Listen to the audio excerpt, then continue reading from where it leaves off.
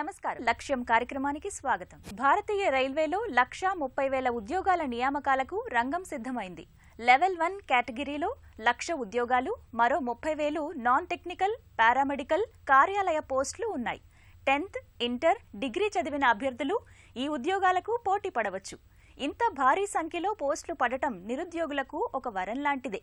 ఈ నేపథ్యంలో అభ్యర్థులు రైల్వేలో ఉద్యోగం సంపాదించాలంటే ఎలాంటి అవగాహనతో ఉండాలి, ఎలా సిద్ధమవ్వాలి అన్న అంశాలను గమ్యంలో తెలుసుకుందాం.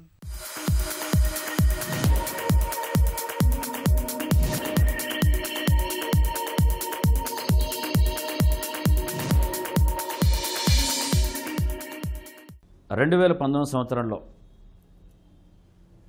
గవర్నమెంట్ ఆఫ్ ఇండియా కొన్ని లక్షల ఉద్యోగాలు భర్తీ చేసే ప్రయత్నంలో ఉంది. దానిలో భాగంగానే రైల్వేలో తాజాగా అభ్యర్థులందరూ చాలా ఆసక్తిగా ఎదురుచూసేటటువంటి రైల్వేలోని ఎన్టీపీసీ ఉద్యోగాల కోసం నాన్ టెక్నికల్ పాపులర్ కేటగిరీ అదే సజెస్ట్ చేస్తుంది. It's a very popular category అని. Junior clerks, accountants, junior accountants, senior clerks, senior accountants, అలాగే స్టేషన్ మాస్టర్స్, ఇలాంటి వేకెన్సీస్ అన్నిటి కోసం రైల్వేస్ ఆర్ఆర్బి ఎన్టీపీసీ నోటిఫికేషన్ని విడుదల చేసింది.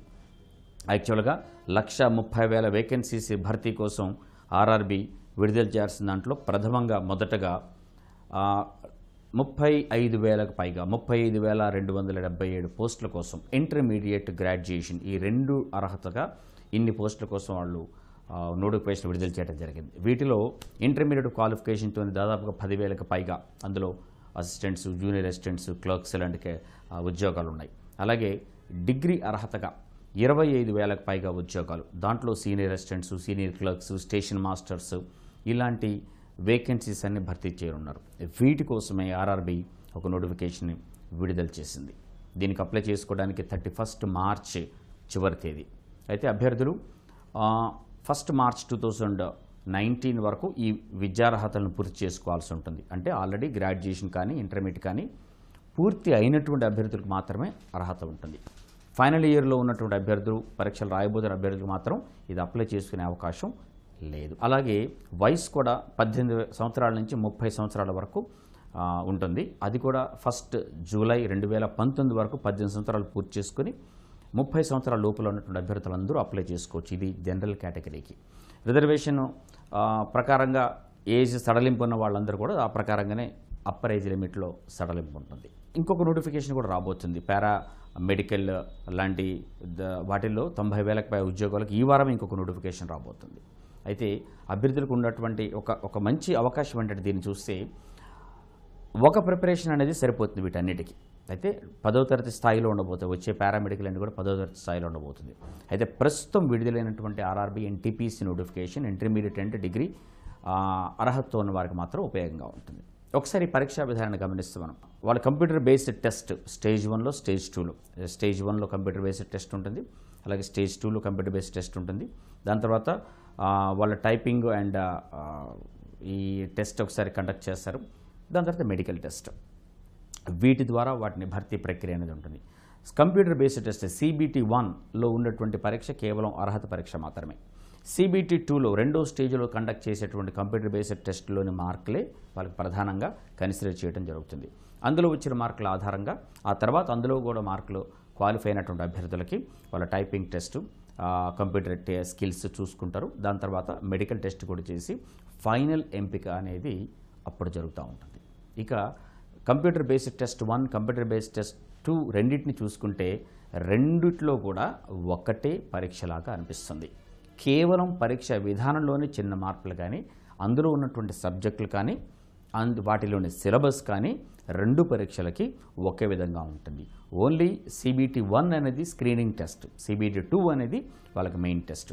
ఈ రెండింటికి ఒకటే ప్రిపరేషన్ అనేది అబ్సల్యూట్లీ సరిపోతుంది. ఒక చిన్న మార్పు ఏముంటుండొచ్చు అంటే ప్రశ్నల యొక్క స్థాయిలోని చిన్న భేదం ఉండే అవకాశం ఉంటుంది. CBT 1లో అనేది స్క్రీనింగ్ టెస్ట్ స్టేజ్ 1లోది కాబట్టి అందులో కాస్త తక్కువ స్థాయిలో ఉండొచ్చు. స్టేజ్ 2లో CBT 2 స్టేజ్ 2లో వచ్చేటువంటి ఎగ్జామినేషన్లోని క్వశ్చన్స్ స్థాయి కొంచెం ఎక్కువగా ఉండొచ్చు. రెండు పరీక్షలోనూ ఉన్నటువంటి subjects general awareness, mathematics and general intelligence and reasoning, ఈ 3 సబ్జెక్ట్స్ మాత్రమే ఉంటాయి. సహజంగా పోటీ పరీక్షలు అనగానే అభ్యర్థులు భయపడే ఇంగ్లీష్ విభాగం రైల్వే పరీక్షలు లేదు, ఈ పరీక్షలు అయితే లేదు. CBT 1లో స్టేజ్ 1లో ఉన్నటువంటి ఎగ్జామినేషన్ చూసుకుంటే జనరల్ అవేర్నెస్లో 40 క్వశ్చన్స్, మ్యాథమెటిక్స్లో 30 క్వశ్చన్స్, అలాగే ఇంటెలిజెన్స్ అండ్ రీజనింగ్లో 30 క్వశ్చన్స్, మొత్తం 100 క్వశ్చన్స్ ఉంటాయి. ప్రతి క్వశ్చన్కి 1 మార్క్ చొప్పున 100 మార్కుల ప్రశ్నని 100 క్వశ్చన్స్తో ఉంటాయి. ఇది సాధించడానికి వీటికి 90 నిమిషాలు 1.5 అవర్ టైము ఇవ్వడం జరుగుతుంది. ప్రశ్నలో ఇందులో అభ్యర్థులకి గుర్తించే ప్రతి తప్పు సమాధానానికి నెగిటివ్ మార్క్స్ 1/3 మార్క్ తీసేయడం జరుగుతుంది. కాబట్టి ప్రశ్నలు గుర్తించేటప్పుడు కాస్త జాగ్రత్తగా ఉండండి. 1/3 మార్క్ తీసివేయడం జరుగుతుంది. దాని తర్వాత స్టేజ్ 2లో ఉండే CBT 2కి వస్తే అది కూడా ఇలాగే general awareness, again mathematics and general intelligence and reasoning, వీటిలో మొత్తం 120 ప్రశ్నలు ఉంటాయి. జనరల్ అవేర్నెస్లో 50 ప్రశ్నలు, అట్లాగే మ్యాథమెటిక్స్లో 35, జనరల్ ఇంటెలిజెన్స్ అండ్ రీజనింగ్లో 35, మొత్తం 120 ప్రశ్నలు. మళ్ళీ అందులో ఉన్నటువంటి ప్రశ్నల్లో ఉన్నటువంటి సిలబస్ను కూడా గమనిస్తే, ఈ సబ్జెక్టులో ఉన్నటువంటి సిలబస్ను కూడా గమనిస్తే రెండిట్లో అవే సబ్జెక్ట్స్లు అదే సిలబస్. కాబట్టి అభ్యర్థులకి సపరేట్ ప్రిపరేషన్ కూడా అవసరం లేనిది. అట్లాగే ఈ స్టేజ్ 1 ఎగ్జామినేషన్ అనేది జూన్ అండ్ సెప్టెంబర్ మధ్యలో కండక్ట్ చేయడం జరుగుతుంది. Any time between June and September రెండింటికి మధ్యలో ఏ సమయంలోనైనా కండక్ట్ చేసుకోవచ్చు. అట్లాగే స్టేజ్ 2 అనేది దాని తర్వాత ఉండే అవకాశం ఉంటుంది. ఇది చాలా ఎక్కువ సమయం అనేది రాసుకోవడానికి కూడా ఉందను, పరీక్షకు సిద్ధమవడానికి కూడా ఉంది.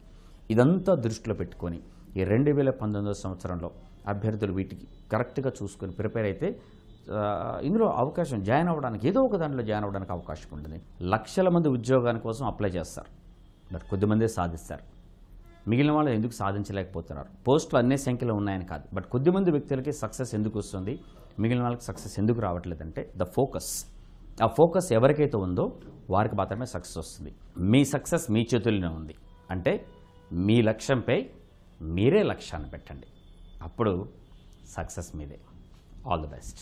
ఇటీవల ఏపీపీఎస్సీలో అనేక నోటిఫికేషన్లు వెలువడ్డాయి. ఇప్పటికే గ్రూప్ 1, గ్రూప్ 2కు సిద్ధమవుతున్న అభ్యర్థులు కొంచెం దృష్టి పెడితే ఇతర ఉద్యోగాలకు పోటీ పడవచ్చని అంటున్నారు నిపుణులు. దాదాపు ప్రభుత్వ ఉద్యోగాలకు సంబంధించిన అన్ని పోటీ పరీక్షల్లో ఉమ్మడి సిలబస్ ఉంటుంది. ముఖ్యంగా జనరల్ స్టడీస్, మెంటల్ ఎబిలిటీ అన్ని పరీక్షల్లో ఉంటుంది. ఈ నేపథ్యంలో ఒక్క పరీక్ష మీద ధ్యాస పెట్టకుండా మిగతా పరీక్షలకు సంబంధించిన ప్రత్యేక సిలబస్ పై కూడా దృష్టి సారిస్తే ఏదో ఒక ప్రభుత్వ ఉద్యోగం సాధించవచ్చని నిపుణులు అంటున్నారు. ఆ వివరాలు ఇప్పుడు తెలుసుకుందాం.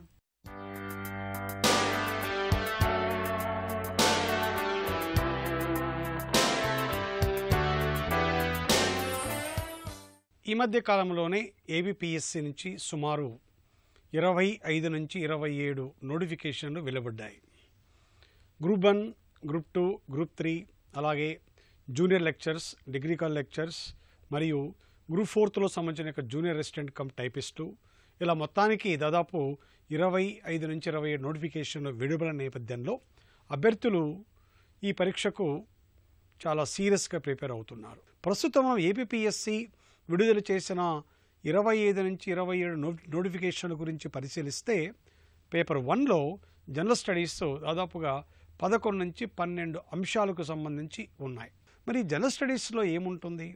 మరి వివిధ నోటిఫికేషన్లు, వివిధ పరీక్షలు ఉన్నప్పుడు అన్నిటికీ ఒకే విధమైన ప్రిపరేషన్ సరిపోతుందా అంటే తప్పకుండా సరిపోతుంది.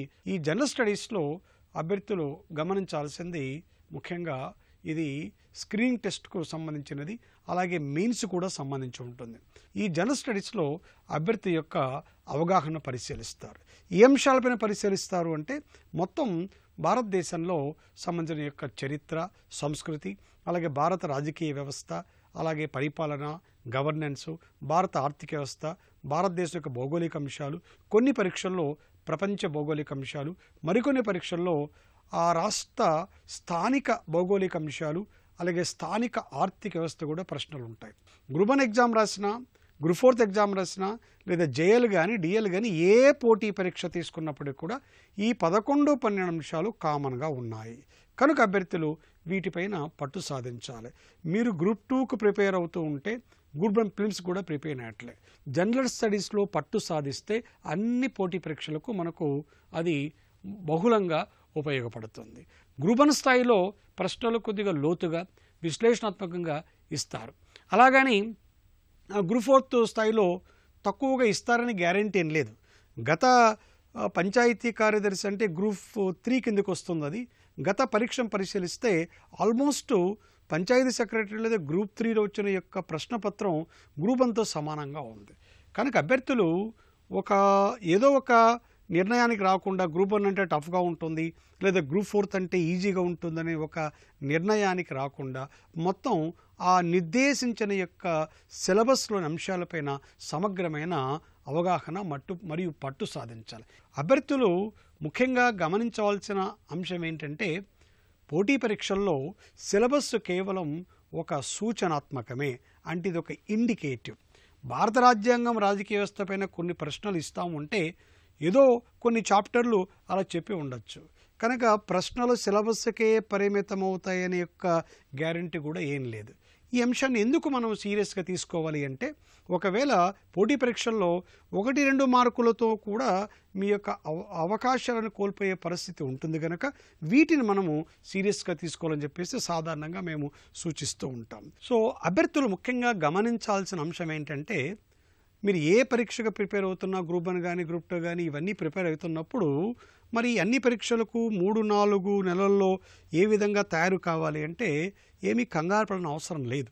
90% సిలబస్ అన్ని పోటీ పరీక్షలకు జనరల్ స్టడీస్ కామన్గా ఉన్నప్పుడు 10% మాత్రమే కొద్దిగా వేరియేషన్ ఉంది కనుక ఆ 10%ని మీరు ఈజీగా you can manoeuvre or you can manage it. దాని గురించి పెద్దగా కంగారు పడాల్సిన అవసరం లేదు. మరి ఇంత విస్తృతమైన సిలబస్సు మరి తక్కువ సమయంలో మనం చదవగలమా అనే ఒక అనుమానం కూడా వస్తుంది. సో పోటీ పరీక్షలకు ప్రిపేర్ అవుతున్న అభ్యర్థులు గుర్తుంచుకోవాల్సిన మరొక అంశం ఏంటంటే సిలబస్సు మీరు ఎక్కువగా ఉంది లేదా సమయము తక్కువ అనే భావన ఎప్పటికీ గురి కావద్దు. ఎందుకంటే సిలబస్ ఒక నిర్దేశాత్మకమే, ఒక ఇండికేటివే. సో దాంట్లోనే ప్రశ్న వస్తాయని గ్యారంటీ ఏం లేదు కనుక దాని గురించి భయపడాల్సిన అవసరం ఏమీ లేదు. ఇక తర్వాత చివరిగా అభ్యర్థులు గమనించాల్సిన మరొక అంశం ఏంటంటే మరి వీటన్నిటికీ సంబంధించి సిలబస్సు మెటీరియల్ అన్నీ క్రోడీకరించిన తర్వాత మరి ఎలా ప్రారంభించాలి అనేది ఒక సమస్య వస్తుంది. ప్రారంభం అనేది ఇలాగే ప్రారంభించాలనేది ఏమీ లేదు. అభ్యర్థికి ఏ విధంగా సులువు అనిపిస్తుందో ఆ సబ్జెక్టుతో ప్రారంభించండి. మీకు ఒకవేళ చరిత్ర అలాగే సంస్కృతి పైన మంచి ఆసక్తి పట్టు ఉంటే దాంతో ప్రారంభించండి, లేదా మెంటల్ ఎబిలిటీ రీజనింగ్లకు మంచి పట్టు ఉంటే దాంతో ప్రారంభించండి. ఇలా మీకు బాగా ఈజీగా ఉన్నవి ఆసక్తికరమైన ఉన్న అంశాలు కంప్లీట్ చేసుకుంటూ వస్తే మీలో ఒక రకమైన యొక్క ఆత్మవిశ్వాసం పెరుగుతుంది. నేను బాగా ప్రిపేర్ అవుతున్నాను అని ఒక భరోసా మీకు కలుగుతుంది. ఈ భరోసా కలిగినప్పుడు తర్వాత ప్రిపేర్ అయ్యే చాప్టర్లపైన మీకు దృష్టి పెరుగుతుంది. అలాగే మీరు మరింత ద్విగుణీకృతమైన ఆత్మవిశ్వాసంతో మీరు పరీక్షకు తయారయ్యే పరిస్థితి ఏర్పడుతుంది. సో ఇవన్నీ అంశాలు గమనించుకొని సో మీకు ఎలాంటి ప్లస్ పాయింట్లు ఉన్నాయి, మీకు ఎలాంటి మైనస్ పాయింట్లు ఉన్నాయి, మీరు ఎక్కడ వెనుకబడి ఉన్నారు, ఎక్కడ మంచి ప్రావీణ్యం ఉన్నదనేది మీరే నిర్ణయించుకోవాలి. అవసరమైతే నిపుణుల యొక్క సలహాలు తీసుకోవాలి. అలాగే గతంలో విజయం సాధించిన అభ్యర్థుల యొక్క సలహాలు కూడా తీసుకోవాలి. ఇలా మొత్తానికి అభ్యర్థి పోటీ పరీక్ష పట్ల కీన్గా అంటే చాలా శ్రద్ధగా ప్రిపేర్ అవుతుంటే మీరు అనుకున్న విజయం సాధించడము అంత కష్టతరం కాదని మనము చెప్పవచ్చు. ఈ ప్రపంచంలో ఏ రంగంలో విజయం సాధించాలన్నా అసలు తమలో ఎలాంటి ప్రతిభ ఉందో యువత గుర్తించాలి. శక్తి సామర్థ్యాల ఆధారంగానే యువత కెరియర్ ఎంపిక చేసుకుంటే బాగా రాణిస్తారు. కొత్తగా ఆలోచించే శక్తి ఉంటే ఎంటర్‌ప్రెన్యూర్‌గా ఎదగవచ్చు. ఈ నేపథ్యంలో ఉద్యోగాన్ని ఎంపిక చేసుకునే ముందు యువత ఎలా ఆలోచించాలో నిపుణుల ద్వారా తెలుసుకుందాం.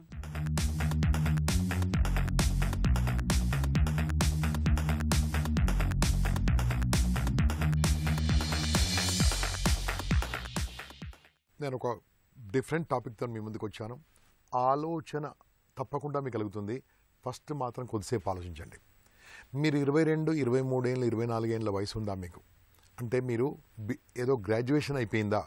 మీరు ఉద్యోగం కోసం ప్రయత్నం చేస్తున్నారా? ఆల్రెడీ ఉద్యోగం చేస్తున్నారా? నేను అగెనెస్ట్ కాదండి, కానీ వినండి. మీరు చేస్తున్న ఉద్యోగం ఎంత మీకు ఫెచ్చింగ్ చేస్తుంది, ఎంత సంపాదిస్తున్నారు? మీ పైన మీ అమ్మ నాన్న మీరు పుట్టినప్పటి నుంచి మీ మీద పెట్టుబడి పెట్టింది అంటే ఖర్చు ఎంత పెట్టారో ఒకసారి ఆలోచించుకోండి. సుమారుగా 20 లక్షలు 15 లక్షలు 10 లక్షలు మీరు ఖర్చు పెట్టుంటారు. అంటే మీరు పుట్టినప్పుడు ఒక 50-60 వేలు, సెకండ్ ఇయర్ 60,000-70,000 ఇలా చూసుకున్న 20 ఏళ్లలో క్యుములేటివ్గా చూసుకుంటే మనం IRR ఇంట్రెస్ట్ కడితే దానికి సుమారుగా మీ విలువ ప్రస్తుతం 22 ఏళ్ళ వయసు ఉంటే మీ విలువ 2 కోట్లండి. అంటే మీ నాన్నగారు మీ అమ్మగారు నీ పైన డైరెక్ట్గా ఇండైరెక్ట్గా ఖర్చు పెట్టింది 2 కోట్ల రూపాయలు. ఈరోజు 2 కోట్ల రూపాయలు ఏ బ్యాంకులో పెట్టుకున్నా 2 లక్షలు సంపాదించవచ్చండి. బాగా వినండి, ఎందుకు చెప్తుందో తెలుసా? మన వర్త్ ఎంత, మనను మనం వాడుకుంటున్నామా, మనం అండర్ సేల్ అవుతున్నామా ఆలోచించుకోండి. మీరు కనుక 2 లక్షలు చాలా ఎక్కువ అనుకోండి, ₹1,00,000 అనుకోండి. అంటే నా ఉద్దేశం ఏంటంటే కనీసం 22-23 తర్వాత మీరు ₹1,00,000 సంపాదించాలంటే మీకు ఏ ఉద్యోగం ఉందో ఆలోచించండి. అటువంటి ఉద్యోగాలు సంపాదించండి, టాప్ మోస్ట్ ఉద్యోగాలు సంపాదించండి. అలా సంపాదించాలంటే మీరు యంగ్ వయసులో 16, 17, 18 తర్వాత కరెక్ట్గా మీరు లక్ష్యం కోసం పనిచేయాల్సి వస్తుంది. తర్వాత ఒకవేళ మీకు ఉద్యోగం వద్దనుకోండి, ఉద్యోగం కొన్ని రోజులు చేసిన తర్వాత ఎంటర్‌ప్రెన్యూర్‌షిప్, నేను నలుగురికి ఉద్యోగాలు ఇవ్వాలి అని ఆలోచన రావాలి. ఎందుకోసం అండి? ఈరోజు చూసుకోండి, ఎంటర్‌ప్రెన్యూర్ దగ్గర ఎంప్లాయ్ పనిచేస్తున్నాడు, ఎంప్లాయ్ దగ్గర ఎంటర్‌ప్రెన్యూర్ పనిచేయట్లేదు. అంటే మీకున్న ఆలోచనను అమలు పరిస్తే ఒక ఇండస్ట్రీ తయారవుతుంది. మీకున్న ఆలోచనను దాన్ని ఇంప్లిమెంట్ చేస్తే ఒక పెద్ద కంపెనీ, ఒక పెద్ద బిజినెస్, పెద్ద సముద్రం తయారవుతుందండి. డబ్బులు అవసరం లేదండి, థాట్ ఉంటే మనీ ఆటోమేటిక్ వస్తుందండి. అంటే ఈ థాట్ ఐడియా కేవలం hour youth can create that. ఇప్పుడు మనం ఎన్ని చూస్తున్నామండి, చిన్న చిన్న విషయాల నుంచి పెద్ద పెద్దగా అయిన వాళ్ళందరూ కూడా ఆ ఎంటర్‌ప్రెన్యూర్‌షిప్ అయ్యారు. కాబట్టి మీరు ఏం అవసరం ఉంటుందో చూడండి. ప్రస్తుతం చూడండి, ఇంటింటికి వంటలు చేసి పంపడం కానీ, ఇవన్నీ కానీ, యాప్లు కానీ, డెవలప్మెంట్ అయింది కానీ కూడా, ఇవన్నీ కూడా ఎంటర్‌ప్రెన్యూర్‌షిప్పే కదా. మనం ఇంట్లో వండుకోకర్లేదు, ఒక ఫోన్ చేసి ఇంటికి భోజనం తెచ్చిస్తారు. దాని అర్థమైంది, ఇది ఎంటర్‌ప్రెన్యూర్‌షిప్. దాంతో ఎంతమంది బతుకుతున్నారు? ఒక కూరగాయలు ఫోన్ చేసి ఇంటికి వస్తున్నాయి, దాంతో ఎంతమంది బతుకుతున్నారు? అంటే ఇలాంటి అని కాకుండా కొత్తగా ఆలోచించండి. మీరు కొంతకాలం ఉద్యోగం చేసినా పర్వాలేదు, కానీ నలుగురికి ఉద్యోగం ఇచ్చే విధంగా మీరు తయారైతే చాలా బాగుంటుందండి. ఎందుకంటే మన వర్త్ ఎంత, అమ్మ నాన్న మన మీద ఇన్వెస్ట్ చేసింది ఎంత. అంటే మీరు ఈ మాట అంటే ఏమంటారు తెలుసా? ఏం సార్, అమ్మ నాన్న కన్నందుకు కూడా లెక్కలు కడుతున్నారు సార్, వాళ్ళ బాధ్యతలు సార్ మీరు అంటారు. ఎస్, నేను కూడా అంటాను, అమ్మ నాన్న మిమ్మల్ని పెంచడం బాధ్యత కదా, మీరు కూడా మీ అమ్మ నాన్న చూసుకోవడం మీ బాధ్యతే.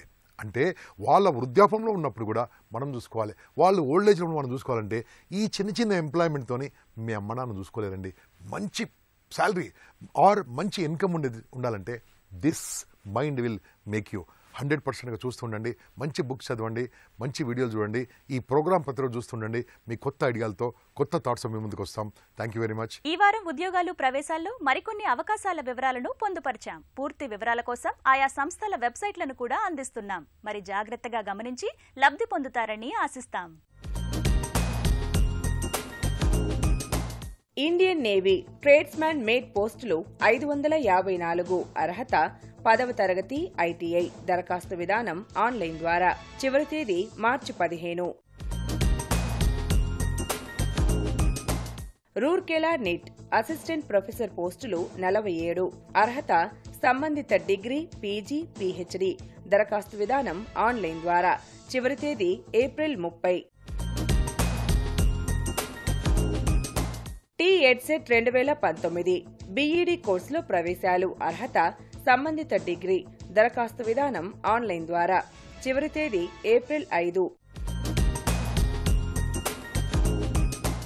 AP PGCET 2019 ME, MTech, M-Pharmacy కోర్సుల్లో ప్రవేశాలు. అర్హత సంబంధిత ఇంజనీరింగ్ డిగ్రీ. దరఖాస్తు విధానం ఆన్లైన్ ద్వారా. చివరి తేదీ మార్చి 30. JIPMER Puducherry MD, MS, MDS కోర్సుల్లో ప్రవేశాలు. అర్హత MBBS, BDS. దరఖాస్తు విధానం ఆన్లైన్ ద్వారా. చివరి తేదీ ఏప్రిల్ 1.